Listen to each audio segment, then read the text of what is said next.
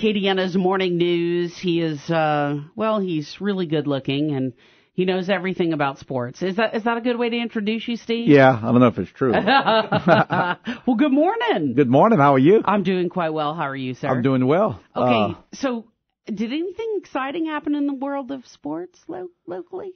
We had, we had National Cereal Day yesterday. Okay. Well, what would you pick me before we go into sports? Is what would I pick? What? No, for your favorite cereal of all time. And you can't pick that healthy cereal stuff. No, bro. No, it's got to be like a lot of sugar. It's Lucky Charms. Lucky Charms? Lucky That's Charms, a good one. hands down, man. Lucky Charms. What would you pick? I'm a Frosted Flakes guy.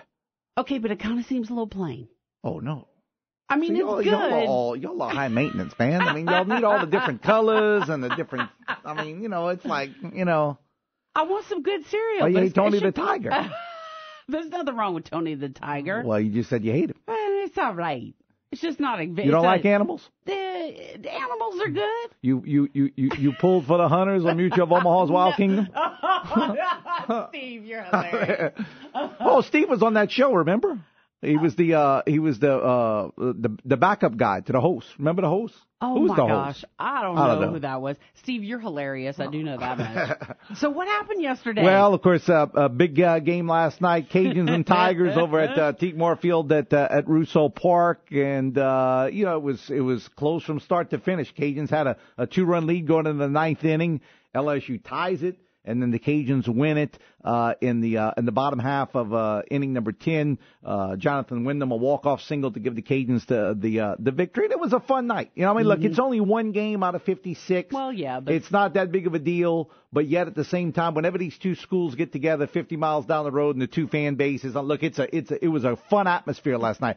I think it was fun for the fans because of the atmosphere, and fun for the players because it's a midweek game, and normally you think midweek games non-conference, and this type of atmosphere and type of game is going to get them ready for the postseason. So a fun night at ML Teekmore Field at Russo Park. Now the Cajuns, who are playing better, keep in mind that over their last 3 games now they have 2 victories over 2 teams ranked in the top 15. Mm-hmm. They got to take that momentum, put their foot on the gas, and continue to win. They got a tough series coming up this weekend against South Alabama, who was in the top 25 prior to last week. So the Cajuns play a tough schedule.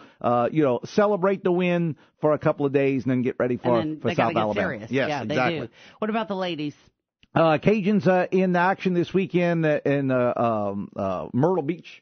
Okay. Actually, Conway, South Carolina, against the Coastal Carolina Chanticleers. The Cajuns and the Chanticleers. How about those for nicknames? What's a Chanticleer? Some kind of rooster or something. I don't know. A rooster? A Chanticleer. I'm leaving tomorrow, which means... We're going to cook that and put that in a pot with some rice? That's right. I'm leaving tomorrow, which means by plane I'll probably get over there on Monday.